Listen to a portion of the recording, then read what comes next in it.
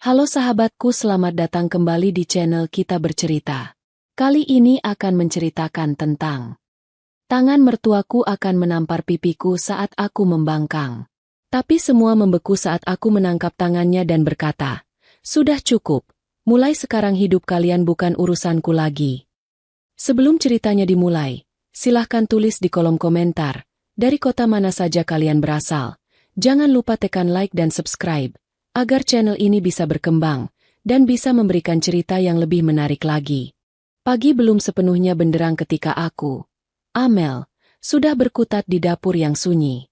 Aroma bawang goreng dan nasi hangat mulai memenuhi ruangan, menjadi rutinitas harian yang kulakukan bahkan sebelum matahari berani menampakkan dirinya. Di rumah ini, aku belajar bahwa ketenangan adalah kemewahan yang mahal. Sebagai seorang istri, aku selalu berusaha memberikan yang terbaik, mengalirkan keringat hasil kerja kerasku sebagai seorang pekerja kantoran demi memastikan dapur ini tetap mengepul dan rumah ini tetap berdiri kokoh. Namun, di rumah ini pula, aku belajar tentang arti dari sebuah ketidakadilan yang kasat mata. Langkah kaki yang berat terdengar dari arah tangga. Sosok Ibu Rita, ibu mertuaku, muncul dengan wajah yang langsung ditekuk begitu melihatku. Tanpa sapaan atau senyuman hangat seorang ibu, beliau langsung menuju meja makan, memeriksa lauk pauk yang baru saja kusajikan. "Hanya ini, Mel? Kamu ini bekerja kantoran. Gajimu kemana saja? Masa hanya bisa menyajikan menu sesederhana ini untuk sarapan?" Ucapan Ibu Rita terdengar hambar, namun cukup tajam untuk menggores hati yang sudah lama mencoba sabar. Aku tersenyum tipis, mencoba menahan sesak di dada. "Itu ayam goreng dan sayur lodeh kesukaan Mas Taufik, Bu. Bahannya semua segar." "Halah, alasan saja. Coba lihat adik iparmu, Riko.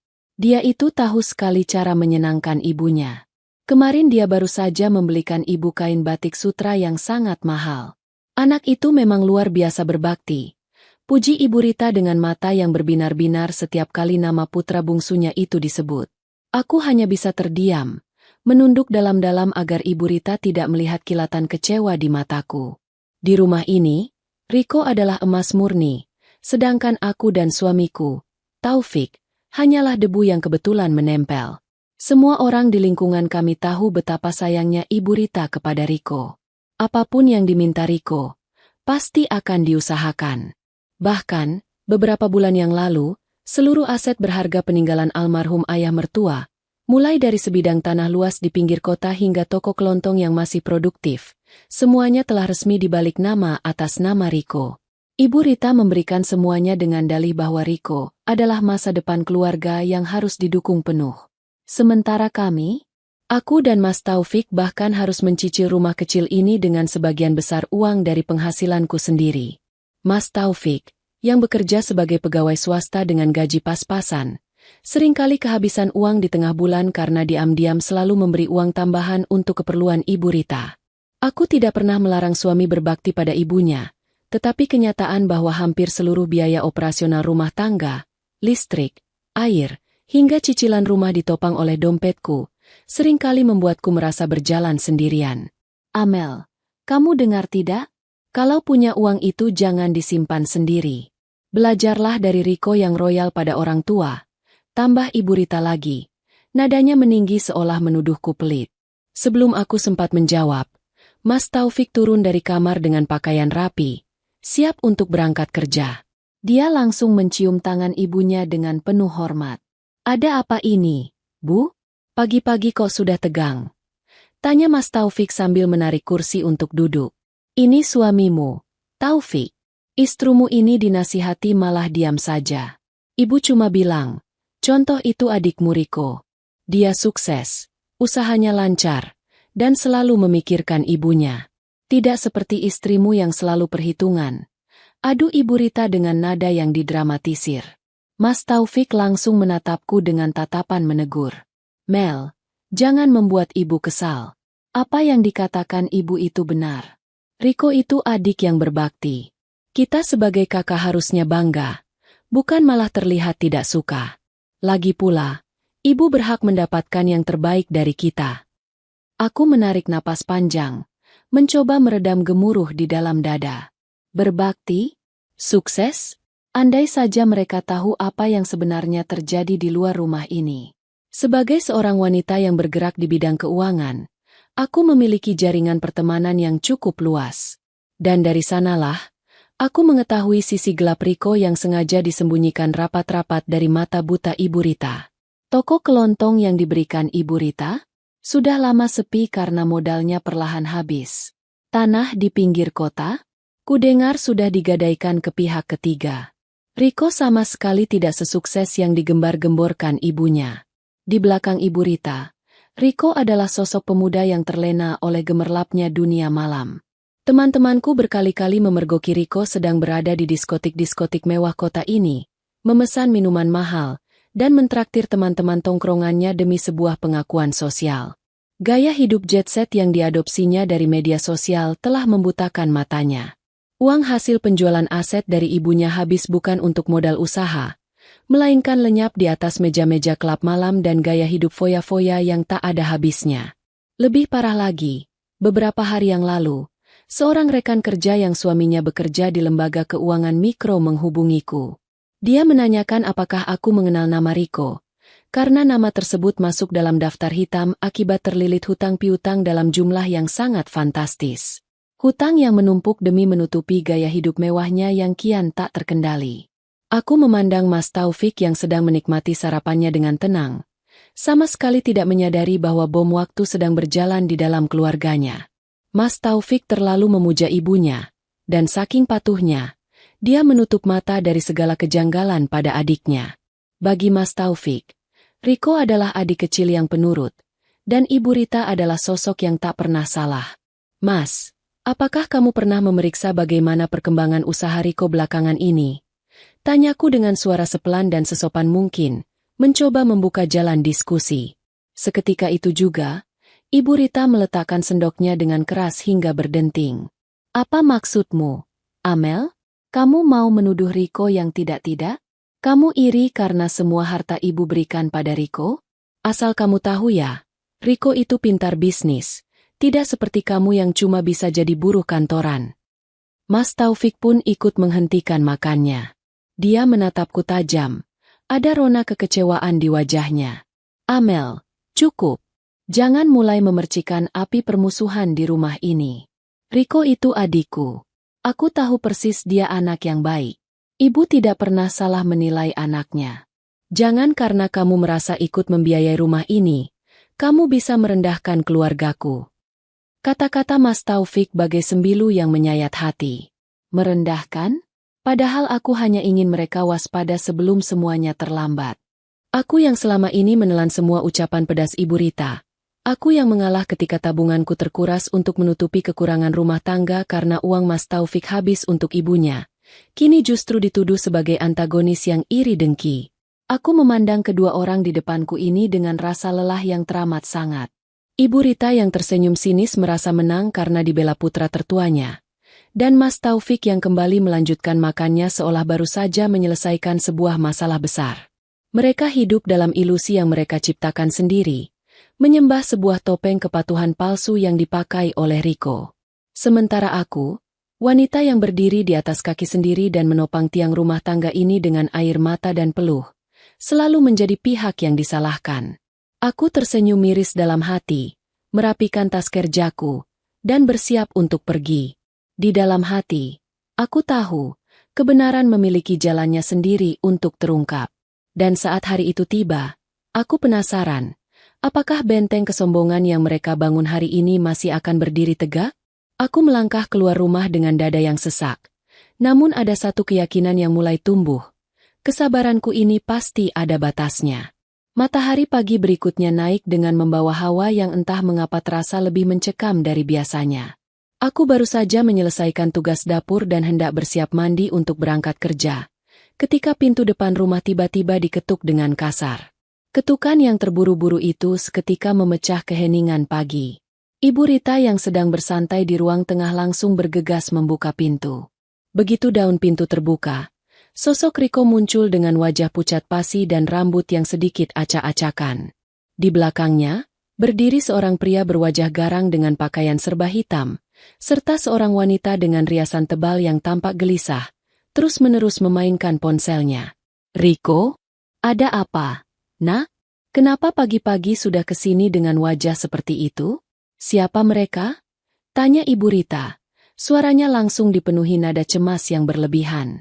Riko langsung menjatuhkan dirinya di lutut sang ibu, memasang wajah paling memelas yang pernah kulihat. "Ibu, Riko butuh bantuan ibu. Tolong Riko, Bu." Bisnis konveksi yang baru Riko rintis bersama teman-teman ini tiba-tiba kena tipu supplier. Riko butuh uang modal tambahan secepatnya untuk menutup kerugian. Kalau tidak, usaha Riko bisa hancur, Bu. Ratap Riko dengan suara bergetar. Air mata buayanya mulai tampak di sudut mata. Pria berwajah garang di belakangnya ikut mengangguk kaku. "Benar, Bu. Kami ini rekan bisnis Riko. Kalau modalnya tidak segera ditambah hari ini, pesanan orang bisa gagal dan kami semua bisa dituntut." Ibu Rita langsung panik. Beliau mengelus kepala Riko dengan penuh kasih sayang. "Ya ampun, anak pintar ibu ditipu orang? Kurang ajar sekali mereka. Berapa yang kamu butuhkan, Nak? Ibu pasti usahakan, asal bisnis kamu tetap jalan." 50 juta, Bu. Hari ini juga, bisik Riko. Melirik ke arah teman-temannya dengan kode tersembunyi yang tak sengaja kutangkap dari balik sekat ruang makan. Mendengar percakapan itu, langkah kakiku terhenti. Dadaku bergemuruh hebat. Tipu supplier? Bisnis konveksi? Kebohongan macam apa lagi ini? Baru tadi malam, seorang informanku mengirimkan sebuah rekaman video singkat lewat pesan singkat.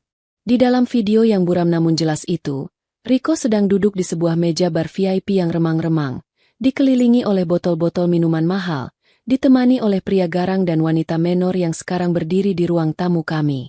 Di atas meja itu, mereka bukan sedang membicarakan bisnis, melainkan sedang asyik bermain judi kartu dengan taruhan yang nilainya gila-gilaan. Riko kalah telak malam itu.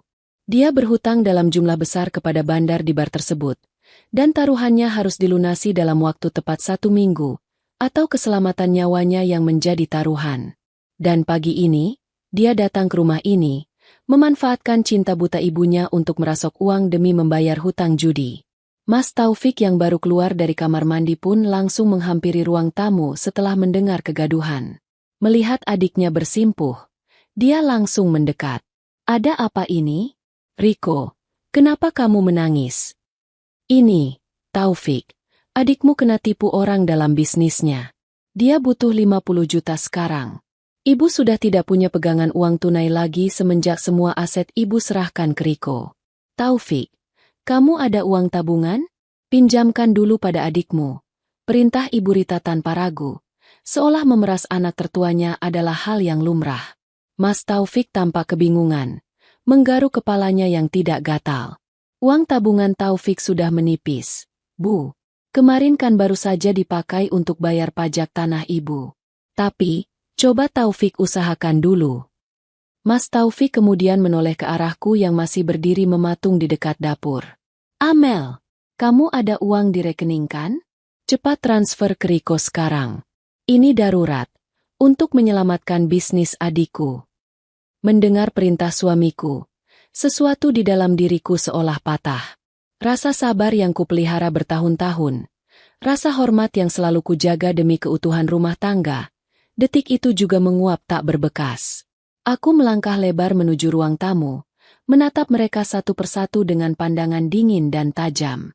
"Tidak, aku tidak akan memberikan 1 rupiah pun untuk Riko," ucapku lantang.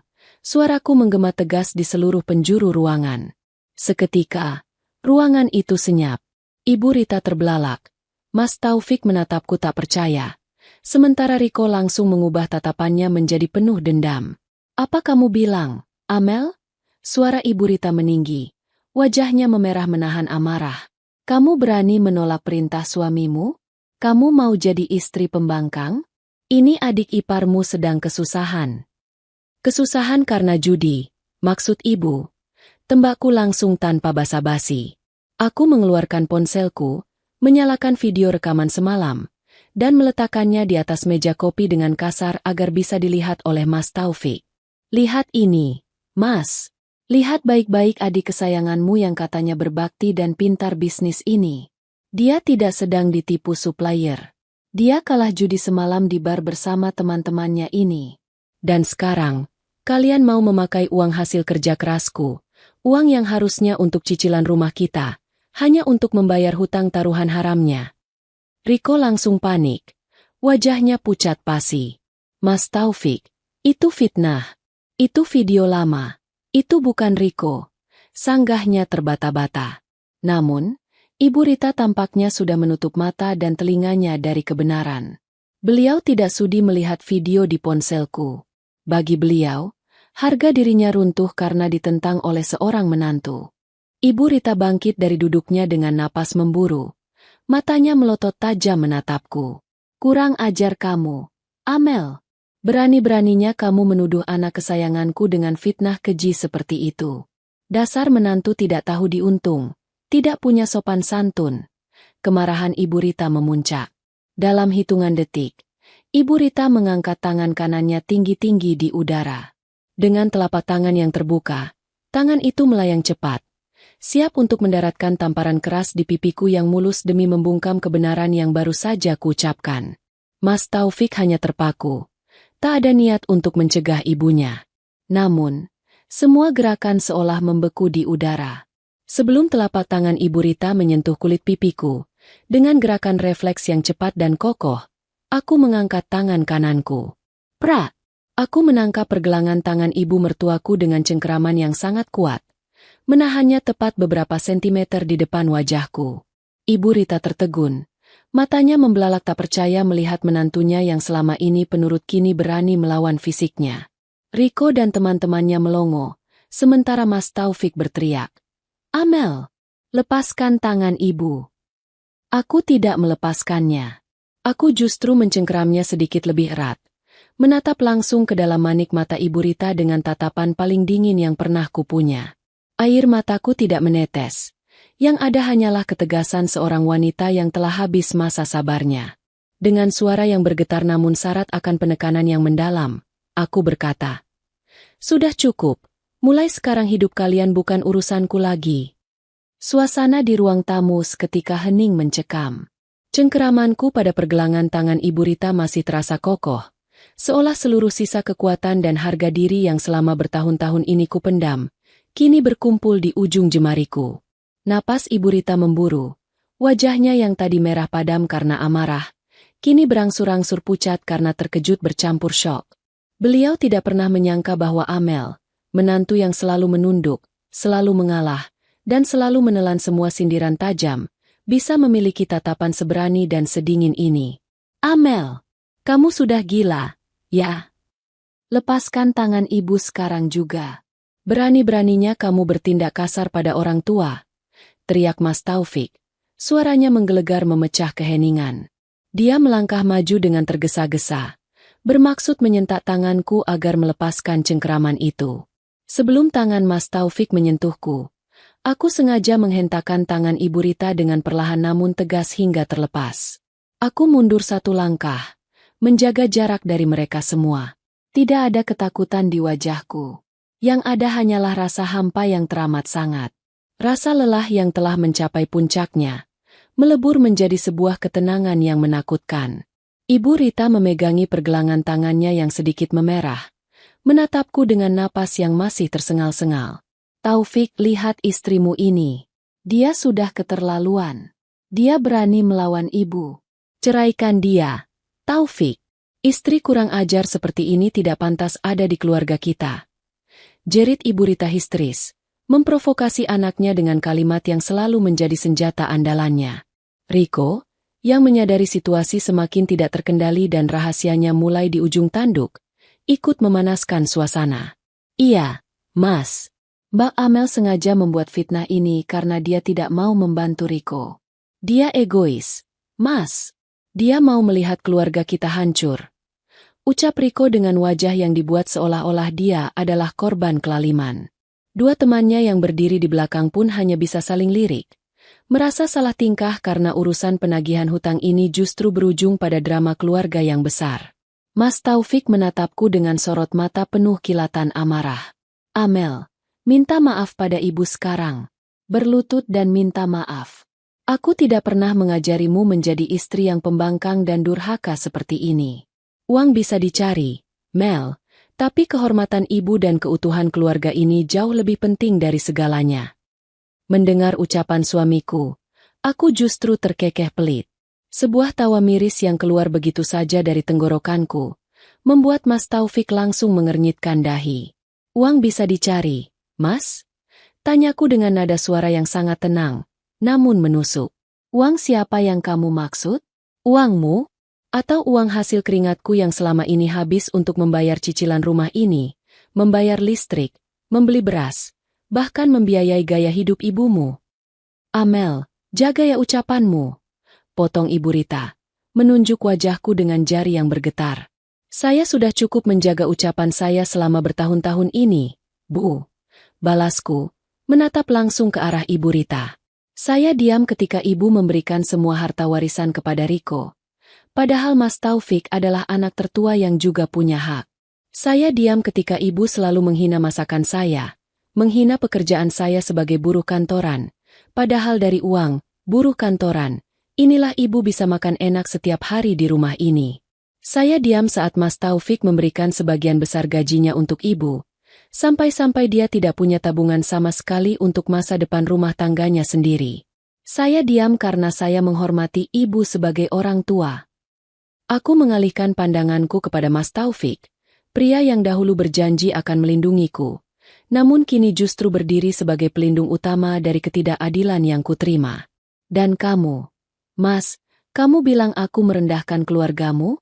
Kamu bilang aku fitnah. Aku menunjuk ke arah ponselku yang masih tergeletak di atas meja. Video itu nyata. Rekan kerjaku sendiri yang melihat Riko terlilit hutang 1 miliar di luar sana. Tapi matamu sudah terlalu buta oleh kata bakti, yang salah tempat. Kamu menutup mata dari kenyataan bahwa adikmu ini sedang menyeret kita semua ke dalam jurang kehancuran. Dan hari ini, kalian meminta uangku untuk membayar hutang judinya. Mbak Amel, jaga mulutmu. Itu tidak benar. Teriak Riko mencoba memotong. Wajahnya kini dipenuhi keringat dingin karena kedoknya perlahan dikuliti. Diam kamu, Riko. Sentakku dengan suara yang begitu penuh penekanan hingga membuat Riko terkesiap dan langsung bungkam. Aku tidak lagi memanggilnya dengan nada lembut seorang kakak ipar. Aku menarik napas dalam-dalam, merasakan udara pagi yang terasa begitu berat di paru-paru. Rasa sesak itu perlahan berganti menjadi sebuah kelegaan yang luar biasa setelah semua beban yang kupikul akhirnya kuhempaskan. Aku memandang ruang tamu ini, rumah yang selama ini kusebut sebagai tempat berteduh. Namun ternyata hanyalah sebuah tempat di mana aku terus-menerus diperas secara emosional dan finansial. Hari ini, di depan teman-teman Riko, di depan ibu, dan di depanmu, Mas Taufik, aku menyatakan mundur. Ucapku dengan nada yang mutlak, tanpa ada keraguan sedikit pun. Mas Taufik tertegun. Amarah di wajahnya mendadak surut, digantikan oleh rasa bingung yang mulai merayap. Mundur? Apa maksudmu, Amel? Aku keluar dari rumah ini. Dan mulai detik ini, semua biaya operasional, cicilan rumah yang belum lunas, dan semua urusan keuangan rumah tangga ini, silakan kalian tanggung sendiri. Gunakan saja uang dari bisnis konveksi Riko yang hebat itu, atau mintalah pada anak emas ibu yang paling berbakti ini. Kataku sambil melirik sinis ke arah Riko yang kini tak berani menatap mataku. Amel, jangan kekanak-kanakan. Kamu tidak bisa pergi begitu saja. Mas Taufik mencoba meraih lenganku, namun aku dengan cepat menghindar.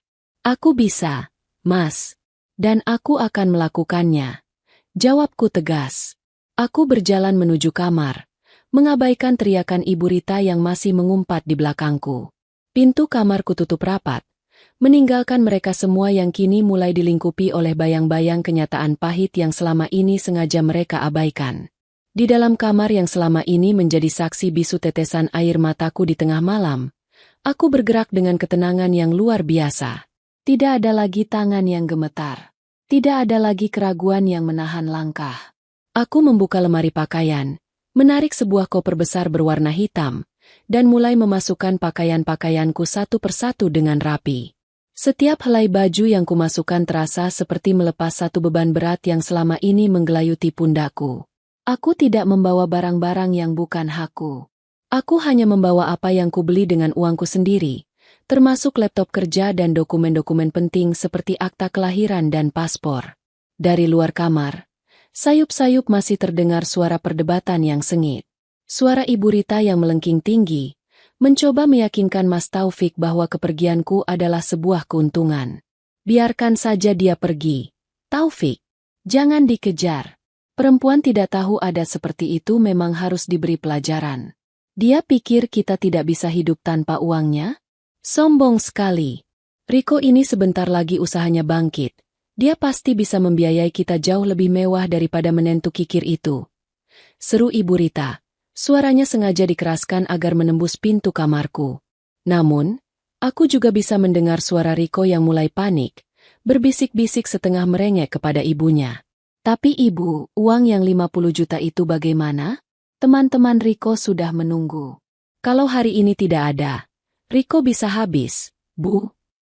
Aku tersenyum sinis di dalam kamar.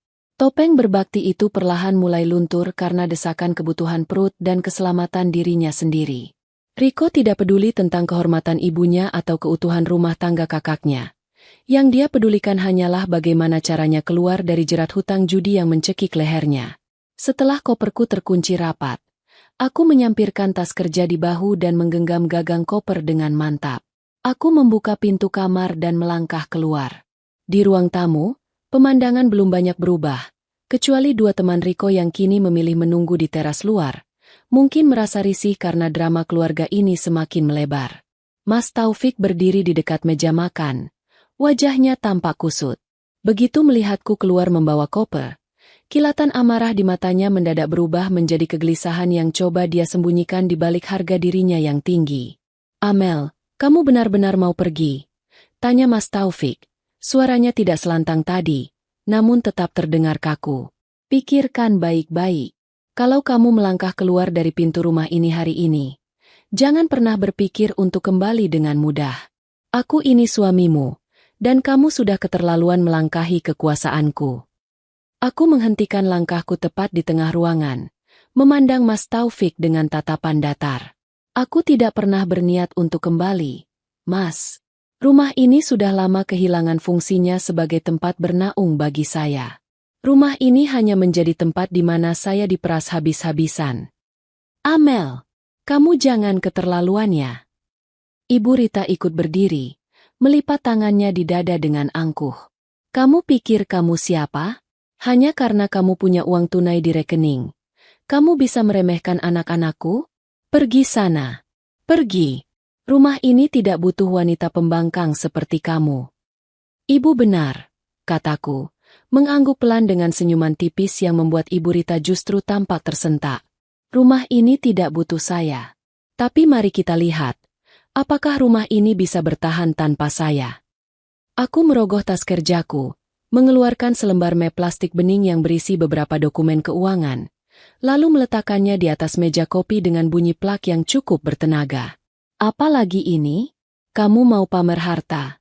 sinis Ibu Rita. "Itu adalah rincian tagihan rumah ini, Bu," jawabku tenang. Aku menatap Mas Taufik yang kini mulai memandang map tersebut dengan wajah tegang. "Mas, di dalam sana ada surat perjanjian kredit rumah ini. Seperti yang kamu tahu, rumah ini atas namamu, tapi selama 3 tahun ini, auto debit cicilannya diambil dari rekening pribadiku. Mulai bulan depan, aku sudah memutus sistem auto debit tersebut. Cicilannya sebesar 7 juta per bulan. Jika dalam 3 bulan berturut-turut tidak dibayar, pihak bank akan mengirimkan surat sita." Wajah Mas Taufik seketika berubah pucat. 7 juta? Bukankah cicilannya hanya 4 juta, Mel? 4 juta itu tahun pertama, Mas. 2 tahun terakhir ini bunganya sudah mengambang, dan aku yang menutupi kekurangannya tanpa pernah mengeluh kepadamu. Selain itu, di sana juga ada tagihan kartu kredit atas namamu yang sering digunakan oleh ibumu untuk belanja bulanan dan membelikan Riko pakaian-pakaian bermerek. Semua tagihan itu akan masuk ke nomor ponselmu mulai hari ini." Ibu Rita terdiam, Matanya mengerjap-ngerjap seolah baru saja disadarkan oleh sebuah hantaman kenyataan yang dingin. Jadi, Mas Taufik, silakan gunakan gajimu yang selama ini kamu agungkan itu untuk membayar semuanya. Dan kalau tidak cukup, bukankah ada Riko? Anak emas ibu yang katanya sukses bisnis konveksi dan sangat berbakti. Aku menoleh ke arah Riko yang kini berpura-pura sibuk melihat lantai. Tidak berani mengangkat wajahnya sama sekali. Riko, tolong bantu kakakmu ya. Jangan hanya bisa meminta. Sekarang saatnya kamu membuktikan bakti besarmu pada ibu dan kakakmu. Amel, tunggu. Mas Taufik melangkah maju. Tangannya terjulur seolah ingin menahan koperku. Ego laki-lakinya mulai goyah ketika dihadapkan pada angka-angka matematis yang selama ini sengaja dia acuhkan. Gaji bulanannya tidak akan pernah cukup untuk menutupi semua tagihan itu. Apalagi jika harus ditambah dengan memberi uang jajan kepada ibunya. Namun, aku tidak memberikan ruang untuk negosiasi. Aku membalikkan badan, menarik koperku dengan langkah yang mantap menuju pintu depan. Aku melewati dua teman Riko yang menatapku dengan pandangan segan. Lalu melangkah turun ke halaman rumah. Pagi itu, udara di luar terasa begitu segar merasuk ke dalam dadaku. Untuk pertama kalinya setelah bertahun-tahun, aku merasa bisa bernapas dengan bebas tanpa ada sekata kasat mata yang menghimpit hatiku. Aku tahu perjuanganku ke depan tidak akan mudah. Namun berjalan di jalan yang terjal dengan harga diri yang utuh jauh lebih baik daripada tinggal di istana megah namun jiwaku terus diinjak-injak. Langkah kakiku terdengar berirama di atas aspal jalanan kompleks yang masih sepi. Di ujung jalan, sebuah taksi online yang sudah kupesan beberapa menit lalu telah menunggu dengan lampu hazard yang berkedip pelan. Sopir taksi itu dengan cekatan turun, menyapaku dengan sopan, dan membantu memasukkan koper hitam besarku ke dalam bagasi. Sebelum aku membuka pintu penumpang, aku sempat menoleh ke belakang untuk terakhir kalinya. Rumah bernuansa minimalis itu masih berdiri di sana, namun di mataku, kilau hangatnya sudah lama padam. Di teras depan, aku bisa melihat siluet Mas Taufik yang berdiri mematung, sementara Ibu Rita tampak menarik lengan Riko ke dalam rumah dengan gerakan yang panik. Aku menarik napas dalam-dalam, mengembuskannya perlahan, lalu masuk ke dalam mobil. Ke alamat sesuai aplikasi ya, Mbak? Tanya sopir taksi ramah. Iya, Pak. Sesuai aplikasi. Jawabku dengan suara yang jauh lebih ringan. Tujuan perjalanan ini adalah sebuah apartemen studio kecil milik sahabat karibku, Maya, yang kebetulan sedang kosong karena dia harus dinas di luar kota selama beberapa bulan. Maya sudah lama memintaku untuk menempatinya agar apartemen itu tidak berdebu. Dulu, aku selalu menolak karena merasa harus mengabdi di rumah suamiku. Siapa sangka, tempat yang dulu kuanggap opsi terakhir justru kini menjadi pelabuhan pertamaku untuk menjemput kebebasan. Sepanjang perjalanan, ponsel di dalam tas kerjaku tidak berhenti bergetar. Layarnya terus menyala, menampilkan nama Mas Taufik yang memanggil berulang kali. Tidak hanya panggilan telepon, rentetan pesan singkat juga mulai masuk. Amel, angkat teleponnya. Kita perlu bicara baik-baik. Jangan ambil keputusan saat emosi. Mel, kamu di mana? Ibu tadi hanya sok. Tolong kembali. Kita selesaikan masalah cicilan rumah ini bersama. Aku hanya menatap layar itu dengan pandangan datar. Lucu sekali melihat bagaimana sebuah angka tagihan bisa mengubah singa yang tadinya mengaum keras menjadi kucing yang mengeong meminta belas kasihan.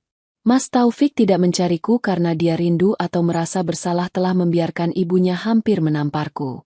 Dia mencariku karena dia sadar, tanpa dompetku, fondasi hidupnya yang nyaman akan runtuh dalam waktu 30 hari. Aku menggeser tombol silent pada ponselku, lalu memasukkannya kembali ke dalam tas. Aku menolak untuk membiarkan racun yang sama merusak ketenangan pagi yang baru saja kuraih. Sementara itu, di dalam rumah yang baru saja kutinggalkan, atmosfer justru semakin memanas.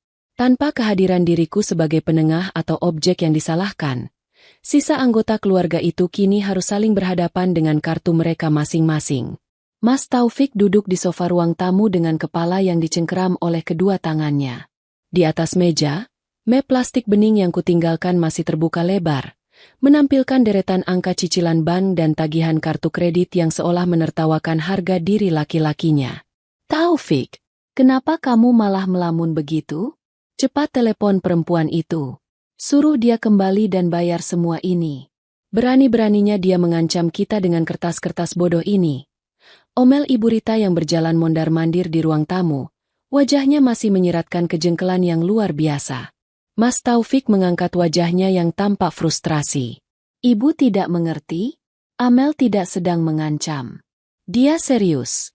Rekening yang dipakai untuk potong otomatis cicilan rumah ini adalah rekening pribadinya. Kalau dia memutusnya, gajiku tidak akan cukup untuk membayar 7 juta per bulan, Bu. Belum lagi tagihan kartu kredit ini. Ibu membeli apa saja sampai habis belasan juta begini. Ibu Rita sedikit tersentak, namun dengan cepat mengubah ekspresinya menjadi pembelaan diri. Ibu kan hanya membeli beberapa keperluan rumah. Dan sebagian untuk membantu modal awal Riko membeli pakaian bagus agar dia terlihat meyakinkan di depan klien bisnisnya. Mendengar nama Riko disebut, Mas Taufik langsung menoleh tajam ke arah adik bungsunya yang sejak tadi duduk menyudut di kursi kayu, berpura-pura memeriksa ponsel dengan wajah tegang. Di luar rumah, dua teman pria garang dan wanita menor itu rupanya masih setia menunggu. Bahkan salah satu dari mereka sempat mengetuk kaca jendela dengan tidak sabar. Riko, panggil Mas Taufik dengan suara berat menahan amarah. Sini kamu. Riko berjalan mendekat dengan langkah ragu-ragu. Ada apa, Mas? Jawab jujur kepada Mas. Apa yang dikatakan Amel tadi, video itu, uang 1 miliar, hutang judi, apakah itu semua benar? Mas Taufik menatap adiknya dengan mata yang mulai memerah. Dia ingin sekali mendengar bantahan yang meyakinkan. Namun gelagat Riko justru berkata sebaliknya. Itu, Mas. Mbak Amel hanya membesar-besarkan masalah. Riko memang pergi ke sana, tapi itu hanya untuk menemui relasi bisnis. Riko terbata-bata. Keringat dingin mulai bercucuran di pelipisnya. Relasi bisnis macam apa yang bermain judi kartu sampai subuh? Bentak Mas Taufik. Akhirnya kehilangan kesabaran. Dia berdiri dan mencengkeram kerah baju Riko. Jawab jujur. Riko, uang 50 juta yang kamu minta tadi pagi, benar untuk modal konveksi atau untuk membayar hutang taruhanmu hari ini? Ibu Rita yang melihat anak emasnya diperlakukan kasar langsung berteriak histeris. Taufik, lepaskan adikmu. Jangan kasar begitu. Riko anak baik. Dia tidak mungkin berbohong pada ibu. Namun, sebelum Riko sempat menjawab atau Ibu Rita sempat melerai lebih jauh, pintu depan rumah digedor dengan sangat keras dari luar. Bukan lagi ketukan sopan, melainkan hantaman tangan yang kuat hingga membuat daun pintu bergetar hebat. Konflik baru yang selama ini ditutupi dengan rapi, kini benar-benar telah mengetuk pintu rumah mereka, menuntut bayaran yang nyata. Gedoran di pintu depan terdengar bagai bunyi hantaman godam yang meruntuhkan sisa-sisa ketenangan di dalam rumah itu. Ibu Rita tersentak mundur. Wajahnya yang tadi dipenuhi pembelaan buta untuk Riko kini mendadak pias. Mas Taufik perlahan melepaskan cengkeramannya pada kerah baju adiknya, menoleh ke arah pintu dengan dada yang kembang kempis menahan debar kecemasan yang kian memuncak. Riko, siapa itu? Tanya Mas Taufik, suaranya merendah, syarat akan kecurigaan. Riko tidak menjawab. Pemuda yang biasanya pandai bersilat lidah itu kini tampak seperti seonggok daging tanpa tulang. Lututnya gemetar hebat, dan matanya melotot menatap daun pintu seolah-olah maut sedang berdiri di balik sana. Dua teman Riko yang tadi berada di teras rupanya sudah membukakan pagar lebih luas untuk pria bertubuh tegap lainnya yang baru saja datang dengan sepeda motor besar. Riko, keluar kamu. Jangan jadi pengecut bersembunyi di ketiak ibumu. Sebuah suara berat dan serak berteriak dari luar, diikuti gedoran sekali lagi yang membuat kaca jendela bergetar. Kami tahu kamu di dalam. Serahkan uang yang kamu janjikan tadi malam, atau hari ini juga rumah ini akan jadi jaminannya. Mendengar kata, rumah ini jadi jaminan, Mas Taufik langsung membelalakan mata. Dia menatap Riko dengan pandangan mengerikan. Jaminan? Riko, apa maksud orang di luar itu? Ibu Rita yang mulai dilingkupi rasa takut yang amat sangat, ikut mengguncang bahu putra bungsunya. Riko, nak, katakan pada ibu, mereka itu siapa? Kenapa mereka menagih hutang sampai ke rumah kakakmu? Bukankah kamu bilang usaha konveksimu sukses? Riko akhirnya luruh ke lantai.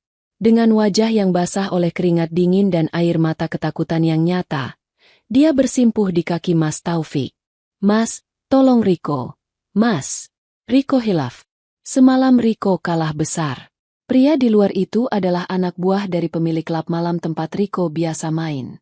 Riko menjanjikan uang muka 50 juta pagi ini untuk memperpanjang waktu pelunasan sisa hutang Riko yang 1 miliar itu.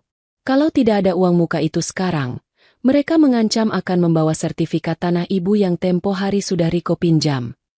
Dek, bagai dihantam gada besi, Ibu Rita hampir saja terjatuh jika tidak segera berpegangan pada sandaran sofa.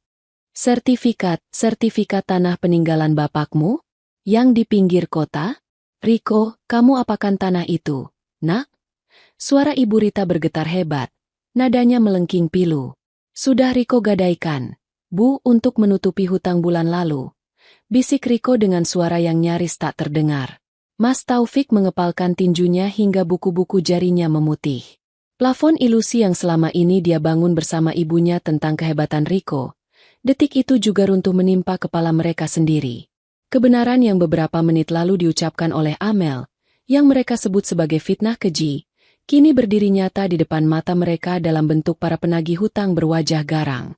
Sementara itu, di belahan kota yang lain, taksi yang membawaku akhirnya berhenti di depan sebuah lobi apartemen modern yang megah. Aku turun setelah membayar ongkos, lalu menarik koper hitamku masuk ke dalam gedung yang sejuk dan tenang. Setelah mengurus akses di bagian resepsionis menggunakan surat kuasa yang sudah disiapkan oleh Maya jauh-jauh hari, aku menaiki lift menuju lantai 15. Begitu pintu unit apartemen terbuka, aroma pengharum ruangan yang lembut langsung menyambutku. Tempat ini tidak besar, namun sangat rapi, bersih, dan yang terpenting, tidak ada tekanan emosional di dalamnya. Aku meletakkan koperku di sudut ruangan, lalu berjalan menuju balkon. Dari ketinggian ini, aku bisa melihat hamparan kota Jakarta yang sibuk. Mobil-mobil tampak kecil bergerak di bawah sana, dan langit pagi yang cerah seolah ikut merayakan keputusan besar yang baru saja kuambil. Aku merogoh tas, mengambil ponsel yang sejak tadi sengaja kubuat mode senyap. Layarnya menyala, menampilkan 30 panggilan tak terjawab dari Mas Taufik, 5 panggilan dari nomor Ibu Rita, dan belasan pesan teks yang isinya mulai berubah dari yang tadinya memerintah, membujuk, hingga kini bernada panik dan memohon. Salah satu pesan terbaru dari Mas Taufik terbaca. Amel, tolonglah. Orang-orang berbadan besar datang ke rumah menagih hutang Riko. Mereka mengancam akan menyita barang-barang. Ibu sampai pingsan.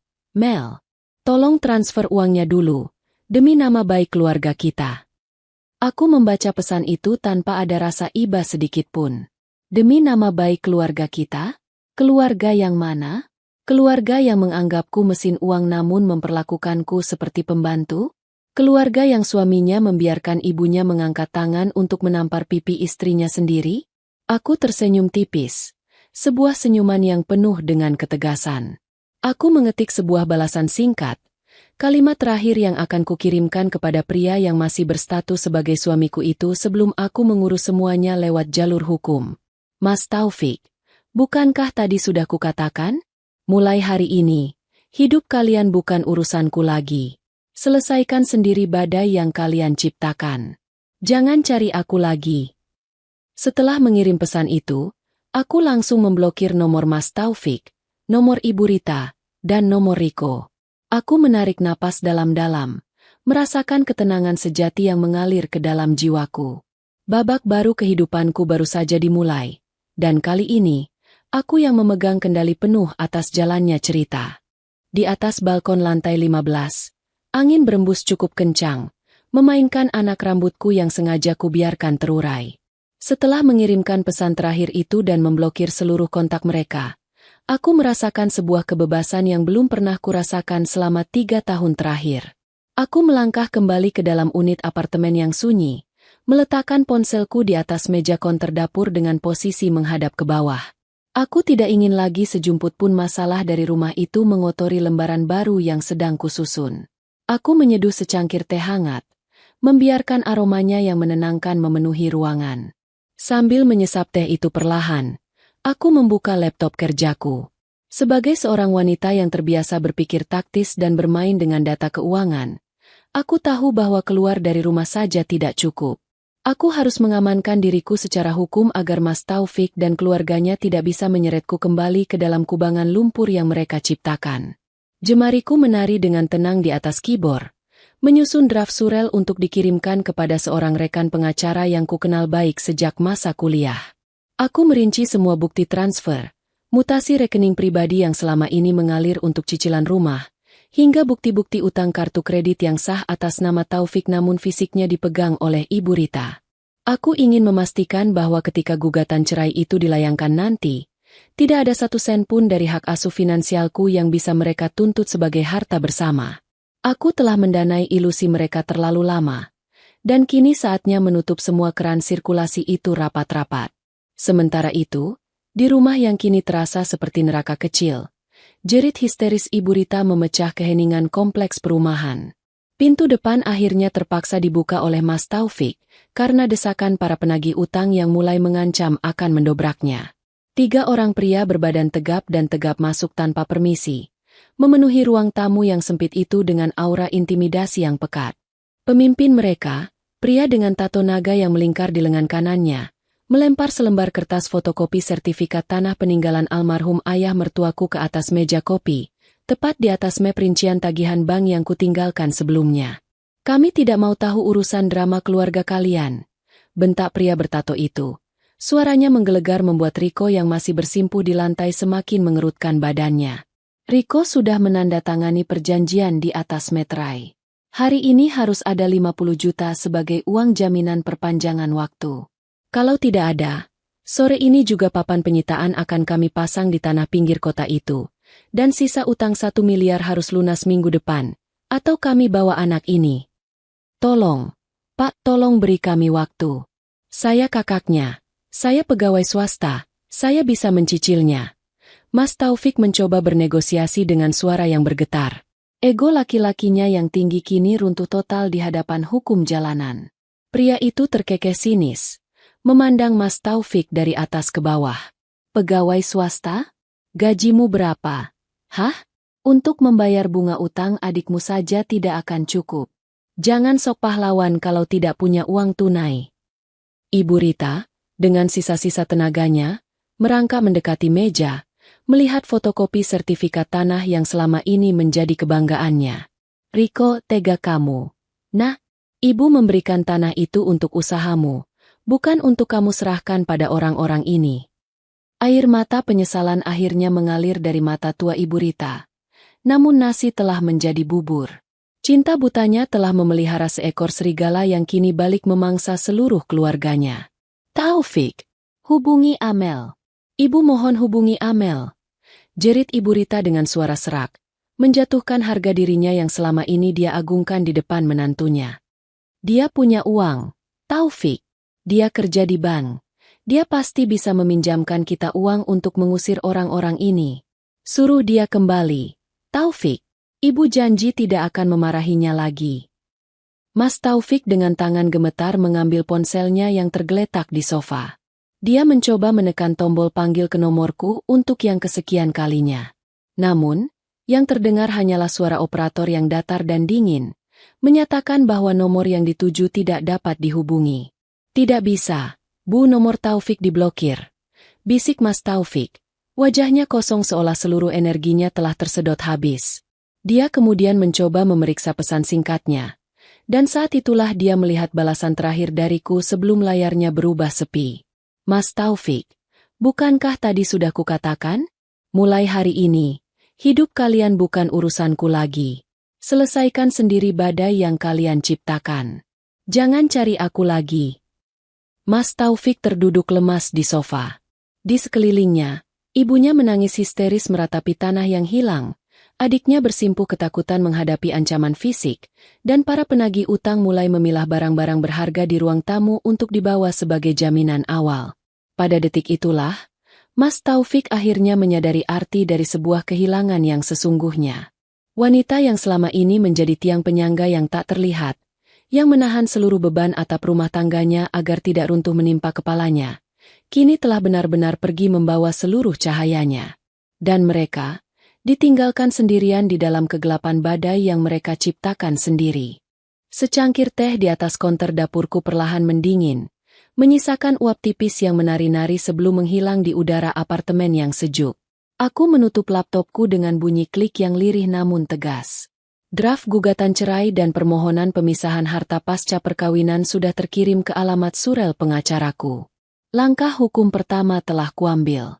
Kini, aku hanya perlu menunggu mekanisme keadilan bekerja memotong tali simpul yang selama 3 tahun ini mencekik leherku. Aku berjalan kembali ke balkon, membawa pandanganku jauh ke garis cakrawala kota yang mulai berselimut semburat jingga sore hari. Aneh rasanya.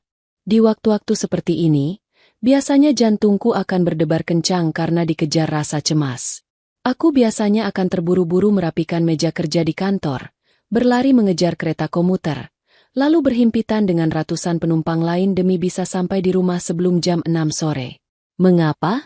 Karena jika aku terlambat 10 menit saja, Ibu Rita sudah akan berdiri di ambang pintu dapur dengan melipat tangan, siap menyemburkan rentetan kalimat sindiran tentang betapa tidak becusnya aku sebagai istri yang membiarkan suaminya pulang dalam keadaan lapar. Dan Mas Taufik, tanpa pernah mau tahu seberapa lelahnya aku menghadapi tenggat waktu pekerjaan kantor, hanya akan duduk di sofa sambil membaca koran, lalu menatapku dengan sorot mata kecewa seolah aku adalah seorang kriminal yang melalaikan kewajiban. Sore ini, semua ingatan itu terasa seperti potongan adegan dari sebuah film lama yang asing. Tidak ada lagi kepanikan. Tidak ada lagi keharusan untuk menyenangkan hati orang-orang yang tidak pernah tahu cara menghargai.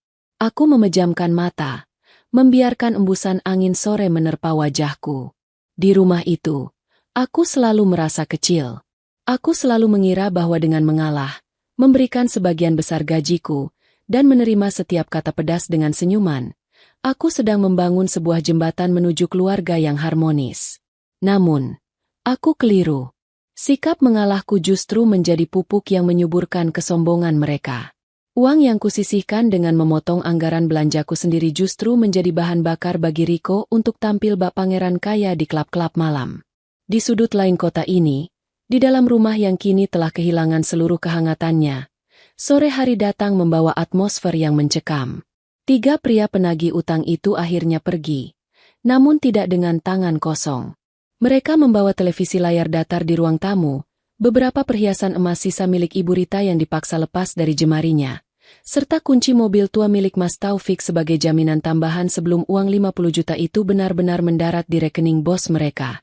Ruang tamu itu kini tampak berantakan, mencerminkan hancurnya tatanan keluarga tersebut. Ibu Rita terbaring lemah di sofa panjang, matanya sembab dan tatapannya kosong menatap langit-langit. Untuk pertama kalinya dalam hidupnya, beliau merasakan bagaimana rasanya diinjak-injak oleh kenyataan yang selama ini sengaja dia tutup-tutupi dengan kesombongan. Taufik, panggil Ibu Rita. Suaranya parau dan lemah, nyaris seperti bisikan seorang wanita tua yang kehilangan daya. Bagaimana ini, Nak? Mobil kamu dibawa. Perhiasan ibu habis. Bagaimana kalau mereka benar-benar menyita tanah itu minggu depan? Itu satu-satunya peninggalan bapakmu. Mas Taufik tidak menjawab. Dia duduk di lantai, bersandarkan pada dinding yang dingin, dengan kedua lutut yang ditekuk ke dada. Tatapannya tertuju pada selembar kertas tagihan kartu kredit atas namanya yang tergeletak di lantai. Angka belasan juta di sana seolah menjelma menjadi beban yang sangat berat di pundaknya. Dia menoleh ke arah Riko yang meringkuk di sudut ruangan, memeluk kepalanya sendiri sambil terus menangis ketakutan. Rasa sayang dan perlindungan yang selama ini diberikan Mas Taufik kepada adiknya kini telah menguap, berganti menjadi sebuah rasa asing yang bercampur dengan kemarahan yang mendalam. Kamu! Suara Mas Taufik terdengar sangat rendah namun bergetar hebat. Kamu yang menghancurkan rumah ini, Riko. Kamu yang membuat Amel pergi. Riko menggelengkan kepalanya dengan cepat. Wajahnya dipenuhi air mata. Mas, Riko tidak bermaksud begitu. Riko hanya dijebak oleh teman-teman Riko. Mas, tolong Riko. Cukup, bentak Mas Taufik, membuat Ibu Rita tersentak dari sofanya. Mas Taufik berdiri dengan langkah gontai, mengambil ponselnya yang layarnya masih bersih dari balasan dariku. Dia melihat ruang tamu yang kini terasa begitu luas dan sepi. Pada detik itulah, ingatan Mas Taufik berputar pada momen-momen kecil yang selama ini dia abaikan. Dia ingat bagaimana Amel selalu menyambutnya dengan senyuman hangat meski wajah istrinya itu tampak sangat kelelahan setelah pulang kerja. Dia ingat bagaimana Amel diam-diam menaruh uang tunai di dalam dompetnya setiap tengah bulan saat tahu gajinya sudah habis untuk memberi uang saku tambahan kepada Ibu Rita. Dia ingat bagaimana Amel selalu memastikan pakaian kerjanya rapi dan wangi tanpa pernah mengeluh sekalipun. Mas Taufik mematung di tengah ruangan. Selama ini, dia merasa bahwa dirinya lah kepala rumah tangga yang hebat karena memiliki istri yang penurut dan adik yang sukses. Namun kini, setelah tirai ilusi itu tersingkap, dia baru menyadari bahwa tanpa Amel, dia hanyalah seorang pria dengan gaji pas-pasan yang tidak akan pernah mampu menopang gaya hidup ibunya dan keserakahan adiknya. Dia mencoba mengetik sebuah pesan lagi ke nomor lamaku, berharap ada mukjizat bahwa blokir itu telah dibuka. Amel, tolong, aku tahu aku salah. Aku tidak pernah mendengarkanmu. Rumah ini hancur tanpamu. Tolong kembali. Mel, aku mohon. Namun, tanda centang satu di pojok bawah pesan itu menegaskan bahwa permintaannya hanya akan menguap di udara. Sama seperti kesabaran Amel yang telah habis tak bersisa. Malam akhirnya jatuh di atas kota, membawa taburan lampu-lampu jalan yang berkelap-kelip indah dari ketinggian lantai 15. Aku menyalakan lampu temaram di sudut ruangan apartemen, menciptakan suasana yang hangat dan menenangkan. Setelah membersihkan diri dengan air hangat, aku mengenakan pakaian rumah yang nyaman dan duduk di meja makan kecil, menikmati makan malam sederhana yang kupesan melalui aplikasi daring. Untuk pertama kalinya dalam 3 tahun, aku makan tanpa harus terburu-buru. Tidak ada suara denting sendok Ibu Rita yang sengaja dikeras-keraskan untuk menunjukkan ketidaksukaannya pada kehadiranku. Tidak ada tatapan menuntut dari Mas Taufik yang seolah mengawasi setiap gerak-gerikku. Aku mengunyah makananku dengan perlahan, menikmati setiap suapan dengan rasa syukur yang membuncah di dalam dada. Setelah makan malam selesai, aku merapikan meja dan kembali membuka ponselku. Aku melihat kalender digital di layar. Besok adalah hari Jumat, hari terakhir di pekan ini sebelum akhir pekan tiba. Aku tersenyum tipis. Besok juga merupakan hari di mana tim audit internal di kantorku akan menyelesaikan laporan keuangan bulanan, sebuah rutinitas yang biasanya membuatku stres. Namun kali ini terasa seperti sebuah tantangan yang menyenangkan karena pikiranku sudah jauh lebih jernih. Aku membuka aplikasi perpesanan yang nomor-nomor keluarganya sudah kublokir. Namun aku melihat ada sebuah surel masuk di akun pribadiku. Surel itu datang dari pengacaraku, Pak Hendra. Selamat malam, Ibu Amel. Dokumen gugatan cerai dan permohonan pemisahan harta sudah saya pelajari dan saya rapikan. Semua bukti transfer dari rekening Ibu untuk cicilan rumah atas nama Saudara Taufik sangat valid dan kuat. Kita memiliki posisi yang sangat menguntungkan di pengadilan nanti untuk menuntut pengembalian dana atau kompensasi aset. Besok pagi, tim saya akan mendaftarkan gugatan ini ke pengadilan agama. Mohon persiapkan diri Ibu untuk langkah selanjutnya. Aku membaca baris demi baris surel itu dengan napas yang teratur. Tidak ada rasa dendam yang meledak-ledak. Yang ada hanyalah kepuasan bahwa keadilan yang kuperjuangkan secara mandiri kini mulai berjalan di atas relnya. Aku membalas surel tersebut singkat, mengucapkan terima kasih dan menyatakan kesiapanku untuk hadir kapanpun dibutuhkan. Di tempat lain, malam yang sama terasa berjalan begitu lambat dan menyiksa bagi penghuni rumah minimalis yang kini tampak semakin suram. Listrik di rumah itu masih menyala, namun suasananya sedingin kuburan. Mas Taufik duduk di meja makan. Di hadapannya terdapat sebungkus mie instan yang sudah mendingin dan mengembang karena tidak disentuh sejak 2 jam lalu. Dia tidak memiliki selera makan sedikit pun. Di samping mangkuk mie itu, terletak dompetnya yang terbuka, menampilkan sisa beberapa lembar uang 10 ribuan, seluruh uang tunai yang dia miliki untuk bertahan hingga hari gajian yang masih 2 minggu lagi. Ibu Rita duduk di sofa ruang tamu dengan handuk kecil yang basah di dahi beliaunya, mencoba meredakan pusing kepala yang mendera sejak kepergian para penagih utang tadi sore. Wajahnya tampak 10 tahun lebih tua. Kesombongan yang biasanya terpancar dari caranya berbicara kini telah menguap, digantikan oleh gurat kecemasan yang mendalam tentang hari esok. "Taufik," panggil Ibu Rita dengan suara lemah, hampir serak karena terlalu banyak menangis. "Besok. Besok bagaimana kita membeli bahan makanan? Uang ibu sudah habis dibawa mereka, perhiasan ibu juga tidak ada lagi." Mas Taufik memijat pelipisnya yang berdenyut kencang. Taufik juga tidak tahu, Bu. Sisa gaji Taufik bulan ini sudah habis untuk membayar angsuran awal kartu kredit yang ibu pakai kemarin. Kalau Amel tidak mengirimkan uang, Taufik tidak tahu harus mencari pinjaman kemana lagi. Teman-teman kantor Taufik sudah sering Taufik pinjam utangnya untuk menutupi kebutuhan Riko bulan-bulan lalu. Mendengar nama Riko, Mas Taufik menoleh ke arah kamar adiknya. Pintu kamar Riko tertutup rapat. Sejak sore tadi, Riko mengunci diri di dalam, ketakutan setengah mati jika orang-orang berbadan tegap itu kembali datang menjemputnya. Adik yang selama ini dipuja-puja oleh Ibu Rita sebagai pengusaha sukses, kini berubah menjadi beban paling berat yang harus mereka pikul. Mas Taufik bangkit dari kursinya, berjalan menuju jendela depan, dan menatap ke arah halaman yang kosong tanpa mobil tuanya. Dia teringat ucapan Amel sebelum langkah pergi. "Mari kita lihat, apakah rumah ini bisa bertahan tanpa saya?" Kata-kata itu kini terbukti dengan sangat kejam. Tanpa Amel, rumah ini bukan lagi sebuah rumah tangga, melainkan sebuah puing-puing dari ilusi kesombongan yang mereka bangun sendiri.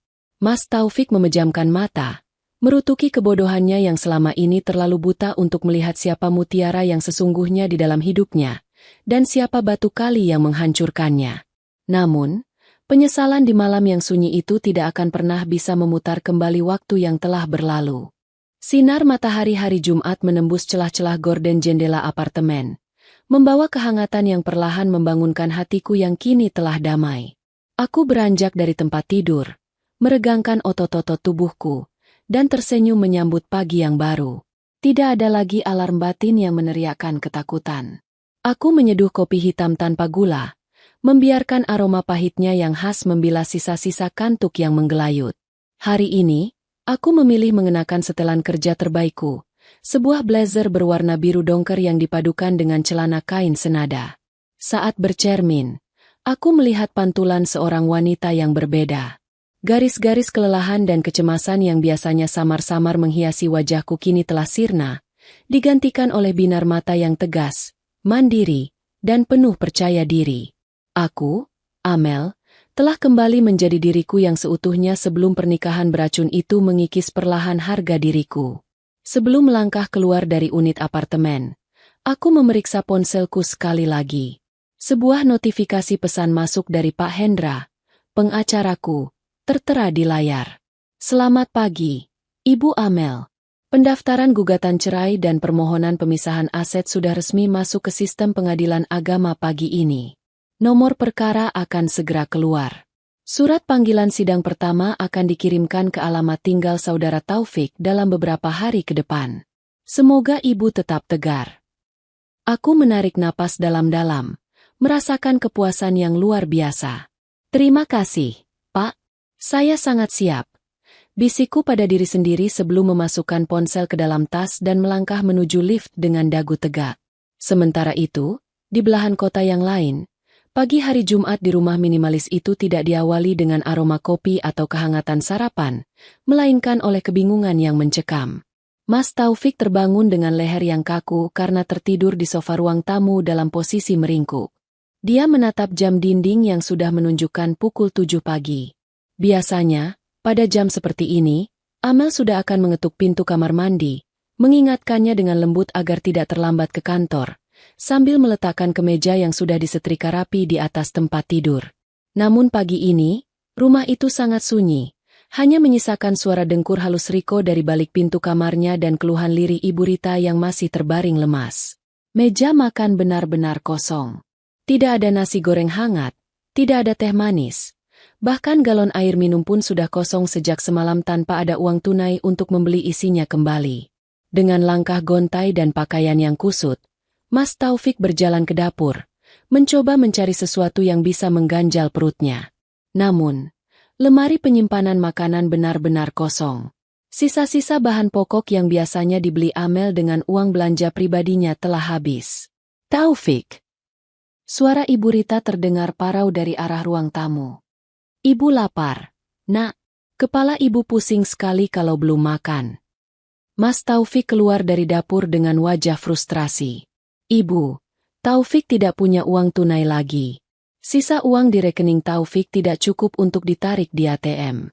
Semua habis untuk menutup kekurangan kartu kredit ibu kemarin.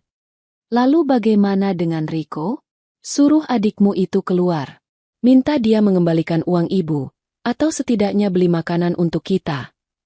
Suara Ibu Rita mulai meninggi, beralih dari rasa sedih menjadi kepanikan yang nyata. Mas Taufik melangkah lebar menuju kamar Riko dan menggedor pintunya dengan kasar. Riko! Keluar kamu. Jangan jadi pengecut. Rumah ini kelaparan gara-gara ulahmu. Pintu perlahan terbuka, menampilkan wajah Riko yang sembab dengan lingkaran hitam tebal di bawah matanya. Mas, Riko juga tidak punya uang. Semua rekening Riko sudah dibekukan oleh pihak klub karena hutang itu. Lalu bagaimana kita makan hari ini? Bentak Mas Taufik. Urat-urat di lehernya menegang. Sebelum perdebatan di antara kedua saudara itu semakin memanas, suara ketukan pintu dari arah depan kembali terdengar. Bukan gedoran kasar seperti para penagih hutang kemarin, melainkan ketukan yang teratur, formal, dan tegas. Tok, tok, tok. Mas Taufik dan Ibu Rita seketika membeku. Ketakutan baru kembali merayap di dada mereka. Dengan langkah yang sangat berat dan dipenuhi rasa was-was, Mas Taufik berjalan menuju pintu depan. Perlahan memutar kunci dan membukanya sedikit. Di balik pintu, tidak ada pria berbadan tegap dengan tato. Yang berdiri di sana adalah seorang pria parubaya mengenakan seragam dinas pos, membawa sebuah amplop besar berwarna coklat dengan stempel resmi yang sangat mencolok di bagian depannya. Pengadilan Agama. Dengan saudara Taufik? Tanya petugas pos itu dengan ramah namun formal. Iya, benar, Pak. Jawab Mas Taufik. Mendadak tenggorokannya terasa sangat kering. Ini ada surat panggilan sidang dan salinan gugatan dari Pengadilan Agama. Pak, mohon tanda tangan di sini sebagai bukti penerimaan. Ucap petugas itu sambil menyodorkan papan klip. Tangan Mas Taufik bergetar hebat saat menggoreskan tanda tangan di atas kertas tersebut. Setelah petugas pos pergi, Mas Taufik menutup pintu dengan perlahan, lalu menyandarkan punggungnya di sana. Dengan jantung yang bertalu-talu, dia merobek amplop coklat itu dan membaca lembar pertama yang tertera di dalamnya. Gugatan cerai dan permohonan pemisahan harta bersama. Penggugat, Amalia Putri. Tergugat, Taufik Hidayat. Melihat nama Amel tertera dengan jelas sebagai pihak yang menggugatnya, Mas Taufik merasa seluruh dunianya benar-benar runtuh berkeping-keping. Lembaran baru yang ditenun oleh tangan Amel yang mandiri kini telah resmi dimulai. Sementara di dalam rumah ini, akhir dari sebuah ilusi kesombongan baru saja dimulai dengan ketukan tirai pengadilan. Amplop coklat berstempel Pengadilan Agama itu terlepas dari genggaman Mas Taufik, meluncur jatuh ke atas lantai keramik yang dingin. Tubuhnya luruh, bersandar pada daun pintu dengan pandangan mata yang kosong dan redup. Di ruang tamu yang kini tampak lowong karena televisi dan barang berharga lainnya telah disita, gema tangisan Ibu Rita kembali pecah. Kali ini bukan lagi tangisan amarah, melainkan ratapan ketakutan yang teramat sangat. Gugatan cerai? Bisik Mas Taufik pada dirinya sendiri. Suaranya parau nyaris tak terdengar. Amel, kamu benar-benar memotong semua tali di antara kita. Ibu Rita merangkak mendekat, mengambil kertas yang tergeletak di lantai dengan tangan yang gemetar hebat. Begitu matanya membaca lampiran tuntutan pemisahan harta, di mana pengacara Amel menuntut pengembalian seluruh dana cicilan rumah dan mutasi rekening yang pernah digunakan untuk membayar utang-utang kartu kredit. Wajah tua itu mendadak pias tanpa darah. Taufik, ini apa? Nah, Amel mau mengambil rumah ini juga? Dia mau menuntut kita mengembalikan uang. Pekik Ibu Rita histeris, napasnya tersengal-sengal. Kita tidak punya uang lagi. Taufik, rumah ini, kalau disita bank atau diambil Amel, kita mau tinggal di mana? Riko, lihat apa yang dilakukan kakak iparmu. Dia mau memiskinkan kita. Riko yang mendengar jeritan ibunya hanya bisa duduk meringkuk di sudut ruangan, menyembunyikan wajahnya di antara kedua lutut. Pemuda yang dulunya gemar pamer kemewahan itu kini tak lebih dari seorang pengecut yang hancur oleh bayang-bayang kesalahannya sendiri. Hutang 1 miliar yang menjeratnya belum lunas, dan kini, tiang finansial yang selama ini diam-diam menyelamatkan mereka telah runtuh total. Mas Taufik bangkit dengan sisa-sisa tenaganya. Dia menatap ibunya, lalu beralih menatap adiknya dengan pandangan yang tidak lagi dipenuhi oleh rasa hormat atau perlindungan buta. Detik itu, penyesalan terdalam menghantam dadanya bagai gada besi. Dia teringat bagaimana dia membiarkan ibunya merendahkan Amel, bagaimana dia selalu membela Riko tanpa pernah mau tahu fakta di lapangan, dan bagaimana dia membiarkan Amel berjuang sendirian menopang seluruh biaya hidup mereka.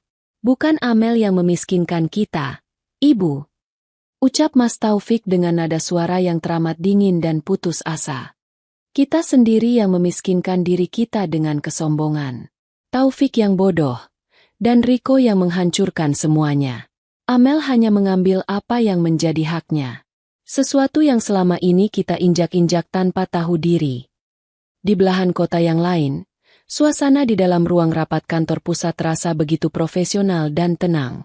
Aku, Amel, duduk di jajaran kursi utama bersama tim audit, mempresentasikan laporan keuangan bulanan yang baru saja selesai kami susun dengan hasil yang sempurna. Suaraku terdengar lantang, stabil, dan penuh keyakinan. Tidak ada lagi beban pikiran yang biasanya membuat fokusku terpecah. Tepuk tangan dari para jajaran direksi menutup presentasiku siang itu. Atasanku berjalan mendekat, menyalami tanganku dengan senyuman bangga.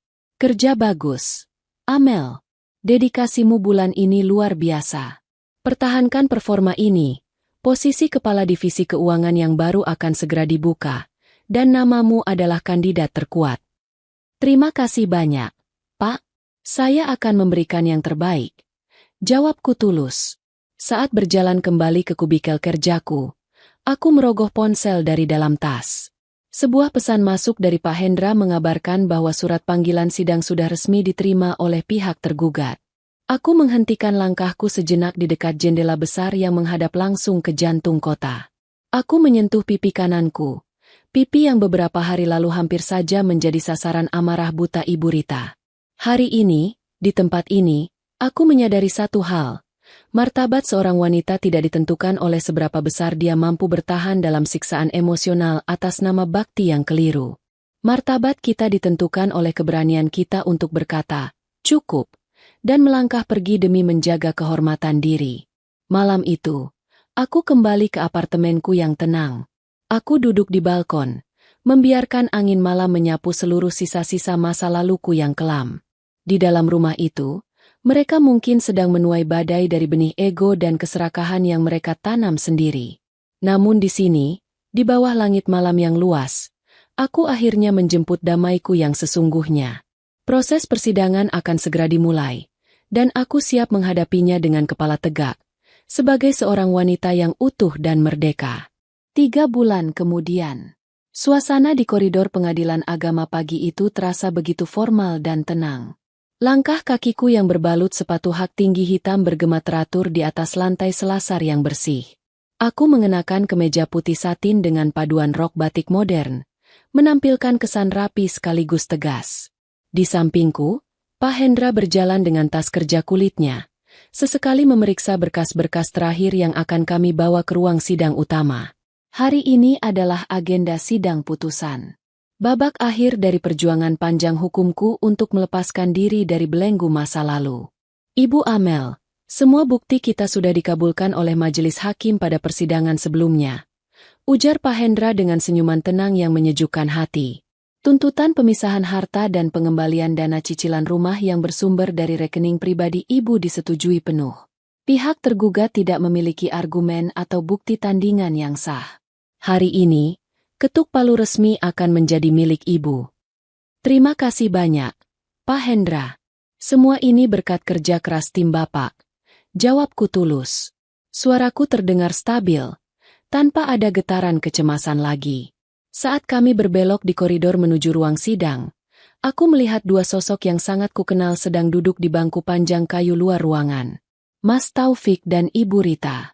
Penampilan mereka telah berubah drastis. Mas Taufik tampak jauh lebih kurus. Kemeja kerjanya terlihat sedikit longgar dan wajahnya kusam, dilingkari kesedihan yang mendalam. Di sampingnya, Ibu Rita duduk dengan menyandarkan kepalanya ke dinding koridor. Tidak ada lagi perhiasan emas yang biasanya berderet di jemari dan pergelangan tangannya. Pakaian yang dikenakannya pun tampak sederhana dan pudar. Kesombongan yang dulu memancar dari sepasang matanya kini telah digantikan oleh tatapan sayu yang penuh dengan kepasrahan.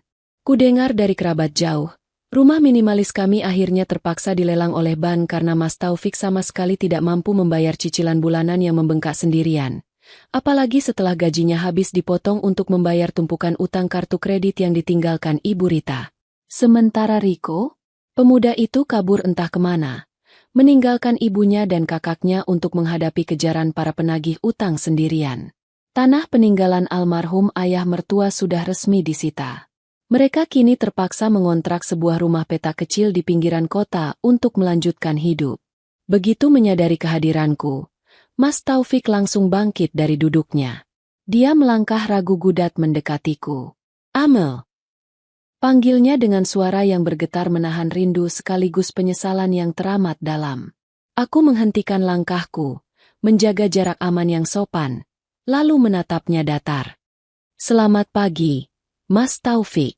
"Ibu," sapaku dengan nada yang sangat formal, seolah mereka hanyalah rekan bisnis masa lalu yang kebetulan berpapasan. Ibu Rita ikut berdiri dengan bertumpu pada lengan Mas Taufik. Air mata tua perlahan mengalir di pipinya yang mulai keriput. "Amel, Ibu mohon maaf. Nak, Ibu salah selama ini. Ibu sudah membeda-bedakanmu. Ibu sudah buta karena Riko. Tolong batalkan gugatan ini. Mel, kembalilah pada Taufik. Rumah tangga kalian bisa dimulai dari awal lagi. Ibu janji tidak akan ikut campur lagi." Ratap Ibu Rita dengan suara serak, menjatuhkan sisa-sisa harga dirinya di lantai pengadilan. Mas Taufik pun menatapku dengan mata yang memerah, berkaca-kaca. "Mel, aku tahu aku suami yang gagal. Aku tidak pernah melindungimu dari ucapan ibu. Aku terlalu bodoh untuk melihat ketulusanmu. Tolong beri aku satu kesempatan lagi untuk memperbaiki semuanya." Aku memandang kedua orang di depanku ini dengan rasa empati sebagai sesama manusia. Namun tidak ada lagi rasa cinta atau keinginan untuk kembali. Hati yang sudah hancur dan membeku pada pagi hari itu telah menjelma menjadi sebuah benteng pertahanan diri yang tak tergoyahkan. "Mas Taufik, Ibu," ucapku dengan senyuman tipis yang sangat tenang. "Semua proses sudah berjalan terlalu jauh, dan saya sudah memaafkan kalian sejak hari pertama saya melangkah keluar dari rumah itu. Namun, memaafkan bukan berarti harus kembali ke dalam lingkaran yang sama. Pintu masa lalu itu sudah saya tutup rapat-rapat." "Amel." Mas Taufik mendesah pilu, menyadari bahwa ketenanganku adalah tanda bahwa dia telah kehilangan diriku untuk selama-lamanya. Sidang kasus nomor 412 dengan penggugat Amalia Putri dan tergugat Taufik Hidayat dipersilakan memasuki ruang sidang utama. Suara petugas pengadilan menggema lewat pengeras suara. Aku menatap Mas Taufik dan Ibu Rita untuk terakhir kalinya, mengangguk hormat, lalu berbalik memunggungi mereka. Aku melangkah masuk ke dalam ruang sidang dengan dada yang lapang. Di dalam ruangan yang sakral itu, setelah pembacaan keputusan oleh majelis hakim, bunyi ketukan palu sebanyak 3 kali terdengar menggelegar di udara. Tok, tok, tok. Bunyi itu sekaligus menjadi penanda bahwa secara hukum, ikatan suci yang mengikatku telah resmi terputus, dan seluruh hak finansialku telah terlindungi sepenuhnya. Saat aku keluar dari gedung pengadilan agama, matahari siang bersinar dengan sangat cerah, menyiram bumi dengan cahayanya yang hangat. Aku berdiri di undakan tangga teratas, menghirup udara kebebasan sedalam-dalamnya. Air mataku tidak menetes karena sedih, melainkan karena rasa syukur yang tak terhingga. Aku telah berhasil melewati badai terbesar dalam hidupku dengan menjaga harga diriku tetap utuh. Mulai hari ini, aku bukan lagi wanita yang lemah dan tertindas. Aku adalah Amel, seorang wanita merdeka yang siap melangkah menyongsong fajar masa depan yang baru, penuh dengan kedamaian dan harapan sejati. Cerita lama telah usai, dan lembaran hidupku yang indah baru saja dimulai. Dari kisah tadi, kita belajar bahwa setiap perjalanan hidup selalu membawa pesan yang berharga. Semoga ada hikmah yang bisa kita petik bersama hari ini. Kalau kalian suka dengan cerita seperti ini, silakan tekan tombol like dan subscribe sebagai bentuk dukungan kamu untuk channel ini. Terima kasih sudah meluangkan waktu kalian. Tetaplah menjadi bagian dari channel Kita Bercerita ini, dan sampai jumpa di kisah inspiratif berikutnya.